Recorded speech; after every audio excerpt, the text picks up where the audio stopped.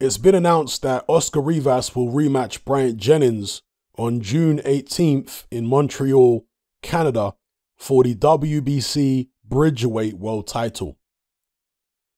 Now, Oscar Rivas recently returned to action just a couple weeks ago now against Silveira Louis, and I believe this was a rematch as well. He fought this guy earlier on in his career. If I can find it here. There we go. Back in 2012. And that was a split decision over 8. This time around, there was nothing close about it. And Oscar Rivas got him out of there in 3 rounds. Silveira Louis retired. I guess on his stool or whatever. I didn't see the whole fight. I only saw little bits of it. But now he moves on to a Bryant Jennings rematch. Now, Bryant Jennings, I swear, has been retired. Or semi-retired or something. For a year or more now, but he's been tempted out of retirement with the prospect of becoming a world champion for the first time in his career. I guess he feels like this might be the only opportunity he's going to get to become a world champion, because he did fight Vladimir Klitschko, failed on that attempt, and he tried to get title shots by fighting contenders, but was beaten by Luis Ortiz, beaten by Joe Joyce, of course, beaten by Oscar Rivas. Now, Rivas hasn't yet gone on to fight for a heavyweight world title, but he's hoping that winning a Bridgerweight world title belt will pave the way for him winning, or at least being able to challenge for a world heavyweight title belt. He said that himself in recent days, that he's hoping winning the Bridgerweight will help him maybe in the rankings with the WBC at heavyweight, something like that. So we'll see what happens here. The first fight between them was a pretty decent fight. Rivas started strongly. He was using a very good jab, which was giving Jennings plenty of trouble. Jennings looked a little intimidated, I think, by Rivas's speed and just his ring presence in the early going. And it looked like Rivas was going to have a relatively comfortable night at that point. Not that he was going to blow Jennings out early, but he seemed to have the fight very much under control. But in the mid-rounds, Rivas seemed to gas quite badly, and that allowed Jennings back into the fight. And I thought it was very, very close going into the final round. And it was that final round in which Oscar Rivas found the punches to secure the victory. Now, 2 of the judges had Rivas ahead by 3 points going into the final round. I think that's pretty generous to Rivas, to be honest with you. I'm more in line with this 3rd judge, who only had Rivas ahead by a point. I think something like that was more realistic, maybe even Jennings by a point. It was a real close fight. But either way, Rivas took it out of the judge's hands by securing the stoppage. Now, going into this rematch, both guys at Bridgerweight means they have to weigh 224 pounds or below. I believe it's 224, not 220, which I said in a recent video, which is the limit of Bridgerweight. Now, in his last fight, very recently, he weighed 221, so he was well inside the Bridgerweight limit. For a very long time, I've been saying that Oscar Rivas needs to get his weight down. He needs to stay out of the weights room. A short heavyweight like this, and in this case a Bridgerweight, you don't need to be sacrificing your main asset. The main thing you have over the big heavyweights is speed. And if you bulk yourself up with all this excess body, building or weightlifting, protein shakes, you bulk yourself up, you lose that speed, and you just end up as a short heavyweight without the kind of speed that you should have, who struggles to get to taller men. I don't understand this mentality. Some guys just, I think it's a vanity thing, maybe, or maybe it's a psychological thing, where they feel like they have to be as strong as everybody. But some guys just fall in love with weightlifting. And I'm talking about boxers here.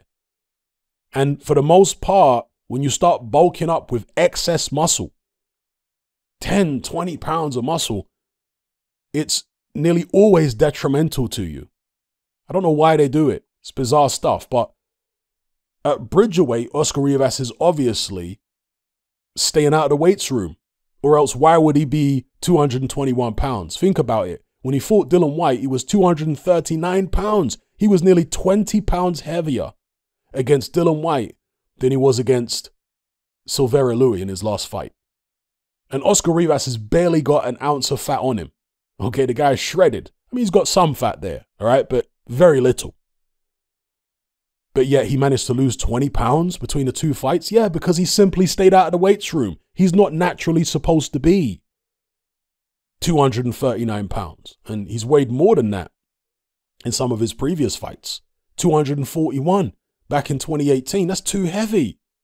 And you can tell by the way his body looks that that's not natural muscle. And when I mean natural, I'm not accusing him of taking any banned substances. What I'm saying is he does an awful lot of weightlifting to get his mass up to that size.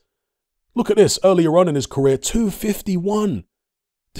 People, that is not 251 pounds of muscle that should be there. This is somebody who spends way too much time in the weights room drinking them protein shakes, trying to get himself up to that kind of size.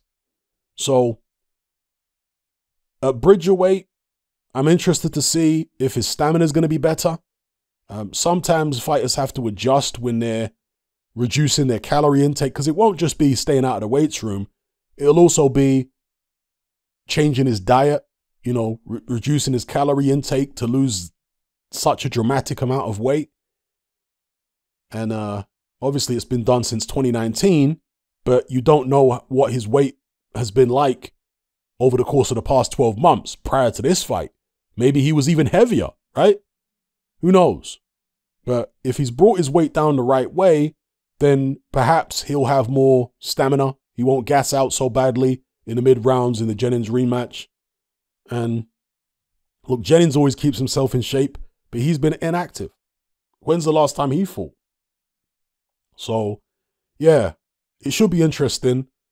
And again, as I said in a recent video, these are the kind of guys who Lawrence Okolie is going to be looking at if he decides to step up to Bridgerweight, if he can unify the cruiserweight world titles, because that's what he says he wants to do first, and then step up. Maybe Oscar Rivas will still be hanging around at Bridgerweight by then. Maybe it'll be Bryant Jennings. Maybe it'll be somebody else. Maybe it'll be one of the cruiserweights who's at 200 pounds right now, but can no longer make the weight and can no longer wait for Lawrence Okolie to fight him at 200 and says, hey, come and meet me at Bridger. We'll see what happens. But as far as Oscar Rivas versus Jennings 2, I don't hate the fight. It seems a little irrelevant, and it's indicative of the fledgling nature of this Bridgerweight division, because, of course, the WBC are the only people who recognize Bridgerweight at the moment. They invented it. The IBF, the WBA, the WBO, to my knowledge, they don't have a Bridgerweight. Okay, so let's see whether this actually catches on. The prestige that the WBC have, rightly or wrongly, might actually help the formation of this weight division and the longevity of it. They have tried things like this before in boxing. They've tried to introduce super cruiserweight division before, and that never went anywhere. So let's see if this goes anywhere. Let me know what you guys think in the comments below about this particular fight, all the points I've raised about it, whether you like this fight, how you see this fight going, the rematch.